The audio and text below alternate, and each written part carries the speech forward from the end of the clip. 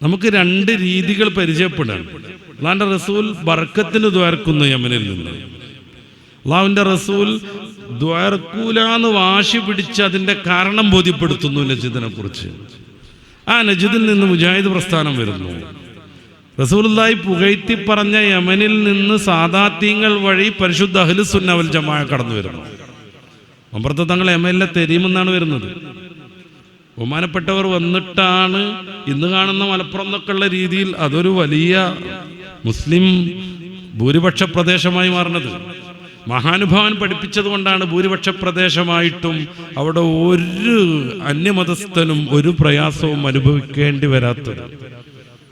ചില ആളുകളൊക്കെ മലപ്പുറത്ത് വിട്ട് പരിചയമില്ലാത്തവരൊക്കെ അവിടെ വന്നിട്ട് ഇങ്ങനെ പറയും, ഇവിടെ മറ്റു മതക്കാർക്ക് ശ്വാസം മുട്ടിയാണ് ജീവിക്കുന്നത്. അത് കേൾക്കണ ഓരോ മലപ്പുറക്കാരനാകുന്ന മുസ്ലിമും അന്തം വിട്ടുപോകും. ഇതുവരെ ഒരു വർഗീയ കലാപം ഉണ്ടായിട്ടില്ല, ആ വിധത്തിൽ ഒരു കൊലയും നടന്നിട്ടില്ല. എല്ലാവരും സ്നേഹത്തോടുകൂടെ മാത്രം ജീവിക്കുന്നു. അതെന്തുകൊണ്ട്? സൂഫി പാരമ്പര്യം വഴി ഇസ്ലാം വന്നതുകൊണ്ട്, മമ്പറത്ത് തങ്ങൾ പഠിപ്പിച്ചതുകൊണ്ട്, കോന്തുനായരെ സുഹൃത്തായി വെച്ച മമ്പറത്ത് തങ്ങളിൽ നിന്ന് സമൂഹം ഈ ഒരു ദീന് സ്വീകരിച്ചതുകൊണ്ട്, ഈ ഒരു പാരമ്പര്യ ദീനിൽ അടിയുറച്ച് നിൽക്കുക എന്നതാണ് നമ്മുടെ മുമ്പിലുള്ള വിജയത്തിൻ്റെ ഏക മാർഗം. അതിനാണ് നമ്മുടെ സ്ഥാപനങ്ങൾ.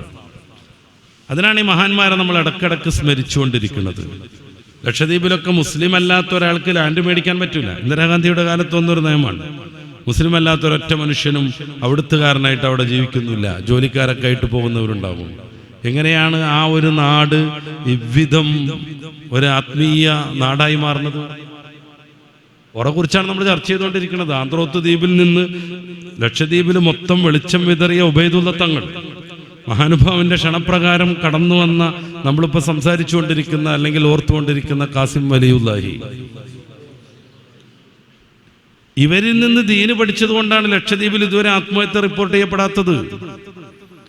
അതുകൊണ്ടാണ് അവർക്ക് ഒരു വീടിൻ്റെയും അതിർത്തികൾ വലിയ മതിൽ കെട്ടിയിട്ട് അവർ വേർതിരിക്കാത്തത്. ഒരു മതിൽ പോലും ഇല്ല, ഒരു വേലി പോലും ഇല്ല. പലപ്പോഴും നമ്മൾ ചോദിക്കാറുണ്ട് നിങ്ങളുടെ ലാൻഡ് എത്രയാണ്. അപ്പൊ അവരൊരു ഏകദേശം സാധ്യത പറയും. ഇവിടെ കുഴിച്ചു നോക്കിയ കല്ല് കാണുമെന്ന് പറയും. ഉള്ളിലാണ് അടയാളം, പുറത്തില്ല. വാതിലടക്കലില്ല കടന്നുറങ്ങുമ്പോ, വാതിലടക്കൂല കടന്നുറങ്ങുമ്പോ. ക്ഷുദ്രജീവികൾ വരൂലെന്ന് ചോദിക്കും. നായല്ല, പട്ടില്ല, തേളില്ല, പാമ്പില്ല, കാക്ക പോലും ഇല്ല. പലപ്പോഴും കോഴിക്ക് കൂടില്ല, കോഴിക്ക് കൂടില്ല. പിന്നെ ഓരോരുത്തരുടെ കോഴിയെ തിരിച്ചറിയാൻ ചിറകിനുള്ളിൽ ഒരു പ്രത്യേകം ഒരു തുണി കെട്ടി തൂക്കിയിട്ടുണ്ടാവും, കെട്ടി വെച്ചിട്ടുണ്ടാവും. ആ പച്ച തുണിയൊക്കെ ഉള്ളത് ഒരു കോഴിയുണ്ട്, ഒരു വീട്ടിലെ കോഴികളായിരിക്കും. ചുവപ്പ് തുണിയൊക്കെ ഉള്ളത് വേറെ വീട്ടിലെ കോഴികളായിരിക്കും. ഈ ചുവപ്പ് കോഴിയിട്ട മുട്ട ഏത് വീട്ടിലാണെങ്കിൽ അവിടേക്ക് അത് എത്തിയിരിക്കും. ആരും അത് പൊക്കൂല. കോഴികളൊക്കെ എത്തിരി ആകെയുള്ള 2-3 മരമുണ്ട്, ഈ ശീമപ്ലാവിൻ്റെ ഒക്കെ, അതിന്മേൽ കയറിയിരിക്കും. രാത്രി അങ്ങനെയാണ് താമസം. കോഴികൾക്ക് പോലും അങ്ങോട്ടും ഇങ്ങോട്ടും അതിരുകളില്ല. എന്തുകൊണ്ട് ആത്മഹത്യ റിപ്പോർട്ട് ചെയ്യപ്പെടുന്നില്ല? എന്തുകൊണ്ട് കൊലപാതകം ഇതുവരെ റിപ്പോർട്ട് ചെയ്യപ്പെടുന്നില്ല? എന്തുകൊണ്ട് ജയില് നിർമ്മിച്ചിട്ടും പോലീസ് സ്റ്റേഷൻ നിർമ്മിച്ചിട്ടും ഒരു കേസ് പോലും അവിടെ രേഖപ്പെടുത്താതെ പോകുന്നു? പുതിയ കാലത്തൊക്കെ മാറും. മാറ്റാൻ വേണ്ടി ബോധപൂർവമുള്ള ശ്രമങ്ങൾ നടക്കുന്നുണ്ട്. മാറ്റാനുള്ള ബോധപൂർവമുള്ള ശ്രമങ്ങളുണ്ട് ഗവൺമെന്റിന്റെ തലത്തിലും ഈ സാംസ്കാരിക ശൂന്യരുടെ നേതൃത്വത്തിലും. എന്തുകൊണ്ടാണ് ഒരൊറ്റ കൊലപാതകത്തിനും ഒരാളെയും അറസ്റ്റ് ചെയ്യാതിരിക്കുന്നത്? എന്തുകൊണ്ടാണ് പോലീസുമാര് നമ്മളെ കാണുമ്പോഴത്തേന് ബഹുമാനിച്ച് സൈഡിലേക്ക് മാറി നിൽക്കുന്നത്? എയർപോർട്ടിൽ പരിശോധനയ്ക്ക് പോകുമ്പോൾ അഹങ്കാരത്തിൻ്റെയും നകളിപ്പിൻ്റെയും മൂർത്തരൂപങ്ങളായിട്ട് കയറട ഇറങ്ങട എന്ന് പറയുന്നതിന് പകരം ഉസ്താദേ ഞാൻ അതൊന്ന് നോക്കട്ടിട്ടോ എന്നൊക്കെ പറഞ്ഞ് ആദരപൂർവ്വം നമ്മളെ കയറ്റി നിർത്തി ചുറ്റുഭാഗം ഇങ്ങനെ വിനയത്തിൽ ഇങ്ങനെ പരിശോധിക്കാൻ അവർക്ക് കഴിയുന്നത് എന്തുകൊണ്ടാണ്? അവിടെ ദീനെത്തുന്നത് നജിദിൽ നിന്നല്ല, അവിടെ ദീനെത്തിയത് യമനിൽ നിന്നാണ്. അവിടെ ദീനെത്തിയത് തീവ്രവാദികളാകുന്ന ഏതെങ്കിലും മൗലവി വഴിയല്ല, സ്നേഹത്തിന്റെ പര്യായങ്ങളാകുന്ന ആത്മീയ നായകന്മാർ വഴിയാണ്. അവിടേക്ക് ദീനെത്തുന്നത് ദീനിനെ നേരാവണ്ണം പഠിച്ചു ഉൾക്കൊണ്ട ഉബൈദുള്ള തങ്ങളുടെയും ഖാസിം വലിയുള്ളാഹിയുടെയും നേതൃത്വത്തിലാണ്. അവർക്ക് അങ്ങനെയേ കഴിയൂ. ആത്മഹത്യ അവരുടെ ലിസ്റ്റിലേ ഇല്ല. ഇപ്പൊ നമ്മൾ പതിയെ അതിൽ നിന്ന് മാറും, ലക്ഷദ്വീപ് മാറും.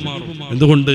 ഈ ഒരു സൗന്ദര്യം അവിടെ നിലനിൽക്കരുത് എന്നതിന് നേരത്തെ ഞാൻ സൂചിപ്പിച്ചതുപോലെ ഗംഭീരമായ പ്രവർത്തനങ്ങൾ നടക്കുന്നു.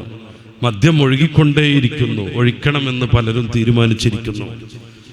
പ്രശ്നങ്ങൾ ഉണ്ടാക്കാൻ അവിടെയുള്ള തെങ്ങുകളൊക്കെ റോഡ് സൈഡിൽ മാർക്ക് ചെയ്തു വച്ചിരിക്കുന്നു. അത് ഗവൺമെൻറ് അവരുടെ വഴിയിലേക്ക് കൂട്ടുമെന്ന് പ്രഖ്യാപിച്ചിരിക്കുന്നു. ഹെലിപ്പാഡിന് ചുറ്റുമുള്ള ഏക്കറകൾ യാതൊരുവിധ മുന്നറിയിപ്പ് പോലും ഇല്ലാതെ അത് പിടിച്ചെടുക്കാൻ ശ്രമിക്കുന്നു. ബിദ്ര എന്ന ദ്വീപ് മുഴുവനായിട്ട് ഒഴിഞ്ഞു പോകണമെന്ന് കൽപ്പന വരാനിരിക്കുന്നു. പ്രശ്നങ്ങൾ ഉണ്ടാവണം എന്നുള്ളത് പലരുടെയും ആവശ്യമാണ്. നമ്മുടെ കേരളത്തിലൊക്കെ അങ്ങനെ തന്നെയല്ലേ? നമ്മൾ ആലോചിച്ച് നോക്കുക, മയക്കുമരുന്നിനെതിരെ ഭയങ്കരമായ പോരാട്ടങ്ങൾ നമ്മുടെ കേരളത്തിൽ നടത്തും പോലീസൊക്കെ. പലപ്പോഴും തോന്നാറെന്താണെന്നറിയാവോ? അവർക്ക് ലാഭം കിട്ടാതെ കരിഞ്ചന്തയിൽ ഇതൊക്കെ വിൽക്കണോണ്ടാണ് എന്നാണ്. കാര്യം 11 ടൈപ്പ് മയക്കുമരുന്നുണ്ട് കേരളത്തിൽ വ്യാപകമായി വിതരണം ചെയ്യുന്നു. ഒന്നും ഔദ്യോഗികമല്ല, ഒക്കെ കരിഞ്ചന്ത വഴി. അപ്പൊ ഇതിന് ലാഭം കിട്ടൂല. അതുകൊണ്ടാണോ ഇങ്ങനെ എതിർപ്പും തോന്നിപ്പോവും? എന്തുകൊണ്ട്? അതല്ലെങ്കിൽ മനുഷ്യനെ മയക്കുന്ന എല്ലാ ലഹരി പദാർത്ഥങ്ങളും നിരോധിക്കേണ്ടതാണ്, പിടിക്കേണ്ടതാണ്. പക്ഷെ അതില്ല, ഒഴുകിക്കൊണ്ടിരിക്കും. കേരളക്കാരൻ്റെ കുടിമുട്ടരുത് എന്ന് കരുതി നമ്മുടെ പാലക്കാട് ജില്ലയിൽ വളരെ ഗംഭീരമായൊരു ഈ മദ്യനിർമ്മാണശാല ആരംഭിക്കാൻ പോകുന്നു. ഒരു 9 കൊല്ലം മുന്നേ 28 ബാറുകൾ മാത്രം ഉണ്ടായിരുന്ന കേരളത്തിൽ 872 ബാറുകൾ ഇപ്പോൾ പ്രവർത്തിച്ചുകൊണ്ടിരിക്കുന്നു. 9 കൊല്ലം കൊണ്ടുണ്ടായ അഭൂതപൂർവമായ വികസനമാണ് കേരളത്തിന്. അരി വാങ്ങുന്നതിൻ്റെ ഇരട്ടിയിലേറെ കാശ് മദ്യം വാങ്ങാൻ വേണ്ടി കേരളക്കാരൻ ചെലവഴിച്ചുകൊണ്ടിരിക്കുന്നു. ഇത് പലരുടെയും ആവശ്യമാണ്. മദ്യം ചെലവാകണം. 7 രൂപക്ക് വിതരണം ചെയ്യാൻ പറ്റുന്ന സാധനം 200-നും 170-നും MB-നും വിൽക്കണം. അതുവഴി ആർട്ട് തകരണം. കുറേ ആശുപത്രി വ്യവസായികൾ പിടിച്ചു നിൽക്കണം. നിരന്തരമായി രോഗികളാവണം. അങ്ങനെ കുറേ മരുന്ന് കമ്പനിക്കാർക്ക് പിടിച്ചു നിൽക്കാൻ പറ്റണം. കുറേ ആക്സിഡന്റുകൾ പറ്റണം. അങ്ങനെ കുറേ കാറ് കമ്പനിക്കാർ റേഷൻ വാങ്ങണം. ഇതൊരു ഭയങ്കരമായ ഒരു ശൃംഖലയാണ്. ഇത് ഒഴിവാക്കിയിട്ട് ഈ കുത്തക ബൂർഷ മുതലാളിമാർക്ക് ജീവിക്കാൻ കഴിയില്ല. മനുഷ്യൻ എന്തായാലും കൊള്ളാം, അവർക്ക് പണം സ്വരൂപിക്കൊണ്ടേയിരിക്കണം. ഇതാണ് പുതിയ സാമ്പത്തിക വ്യവസ്ഥ. ഇതിൻ്റെ ഭാഗമാണ് പറഞ്ഞു പ്രലോഭിപ്പിച്ച് കുറേ ആൺകുട്ടികളും പെൺകുട്ടികളും എതിർ ജെൻഡർ ആവാനുള്ള ശ്രമം പോലും നടത്തുന്നത്. ഞാനത് പല പ്രഭാഷണങ്ങളിലും പറഞ്ഞതാണ്, ഞാൻ ആവർത്തിക്കാൻ ഇഷ്ടപ്പെടുന്നില്ല. മലപ്പുറം ജില്ലയിൽ ഈയിടെ ഒരു ആചാര്യരുടെ കവർ പോർച്ചിൽ വന്നിട്ട് ഒരു ട്രാൻസ് വുമൺ ആത്മഹത്യ ചെയ്തു. ആ വീട്ടിലെ മകനുമായി അവർക്ക് ഈ പ്രണയബന്ധം ഉണ്ടായിരുന്നു എന്നാണ് കേൾക്കുന്നത്. അങ്ങനത്തെ കുറേ ആത്മഹത്യ കേസുകൾ റിപ്പോർട്ട് ചെയ്യപ്പെടുന്നുണ്ട്. ഞാൻ നേരത്തെ പറഞ്ഞു, ലക്ഷദ്വീപിൽ ആത്മഹത്യ ഇല്ലെന്ന്. ഈ ദീനിനോടുള്ള ബന്ധവും ആത്മീയതയോടുള്ള അടുപ്പവും കാരണമാണ് സംഭവിക്കുന്നത്. മുജാഹിദുകൾ വലിയ പള്ളി ഉണ്ടാക്കും. കവരത്തിയിലൊക്കെ ഉണ്ട് 3-4 നിലയിലുള്ള ഭയങ്കര പള്ളി. ഞാൻ ചോദിച്ചു, ഇതിലൊക്കെ ആരാള്? ജുമാക്ക് പോലും കഷ്ടിച്ച് ഒരു സൊഫ് 1.25 സൊഫ് ആളുണ്ടാവും. പിന്നെ എന്തിനാണ് ഈ പള്ളി? പക്ഷെ ഖുർആനിൽ അങ്ങനത്തെ പള്ളിക്ക് ഒരു പേരുണ്ട്, മസ്ജിദുൽ ളിറാർ, പ്രശ്നങ്ങളുടെ മസ്ജിദ്. അങ്ങനെ വരുമ്പോൾ ആത്മീയത ഇല്ല, ഔലിയാക്കളോട് ബന്ധമില്ല, സ്വലാത്തില്ല, ദിക്റില്ല, ഹദ്ദാദില്ല. അപ്പൊ പതിയെ മനുഷ്യൻ ഭ്രാന്തനായി മാറും. പതിയെ മനുഷ്യൻ യുക്തി കൊണ്ട് ചിന്തിക്കുന്നവനായി തീരും. അങ്ങനെ വരുമ്പോൾ പ്രശ്നങ്ങളുണ്ടാവും, ആത്മഹത്യ വരും, മറ്റു പ്രശ്നങ്ങളൊക്കെ ഉണ്ടാവും. അത് റിപ്പോർട്ട് ചെയ്യപ്പെട്ട് തുടങ്ങും ഉടൻ. സിനിമക്കാർ പോയി കയറി മേയുന്നു. സിനിമയുടെ പ്രവർത്തകർ എന്ന് പറഞ്ഞിട്ട് ഡെയിലി 1000 രൂപക്ക് കൂലി കൊടുത്ത് അവിടെയുള്ള ചെറുപ്പക്കാരെ മൊത്തം സിനിമയുടെ ഉള്ളിൽ 1-2 മാസം അവർ കറക്കിയെടുക്കുന്നു. ഇവർ പോന്നാലും അവർ ആ ഹാങ് ഓവറിൽ നിന്ന് മാറൂല. അവർക്ക് മദ്യം കിട്ടേണ്ടി വരും, മയക്കുമരുന്ന് വേണ്ടി വരും.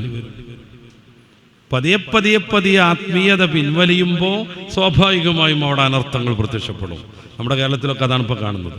അതുകൊണ്ടാണ് മുസ്ലിം പേരുള്ള ആത്മഹത്യകൾ കാണുന്നത്. മഞ്ചേരി മെഡിക്കൽ കോളേജിലെ ഒരു വകുപ്പിലെ മേധാവിയായിരുന്ന ഡോക്ടറാണ് മുസ്ലിം പേരുള്ള ഒരു ചെറുപ്പക്കാരി സഹോദരിയാണ് 3 ദിവസം മുന്നേ ആത്മഹത്യ ചെയ്തത്. അതിൻ്റെ പിറ്റേ ദിവസം അതിൻ്റെ തൊട്ടടുത്ത മഹലിൽ പ്രണയം മൂത്ത 9ാം ക്ലാസ്സുകാരിയെ വാപ്പ ഉപദേശിച്ചതായിരുന്നു, വേണ്ടെന്ന്. അവർ പിന്നെയും അതിന്ന് മാറാതെ വന്നപ്പോൾ ട്യൂഷൻ സെൻ്ററിൽ നിന്നാണ് ഇതൊക്കെ സംഭവിക്കുന്നത്, അതുകൊണ്ട് ഇനി നാളെ മുതൽ ട്യൂഷന് പോകണ്ടെന്ന് അയാളൊരു വർത്താനം പറഞ്ഞതാ. അതങ്ങനെ സീരിയസ് ആയി പറഞ്ഞതൊന്നുമല്ല. പെണ്ണ് കെട്ടിത്തൂങ്ങി. എൻ്റെ തൊട്ടപ്പുറത്താണ് മുസ്ലിം പേരുള്ള ട്രാൻസ് വുമണിൻ്റെ ആത്മഹത്യ. ഞാൻ ഇപ്പോൾ പറഞ്ഞു.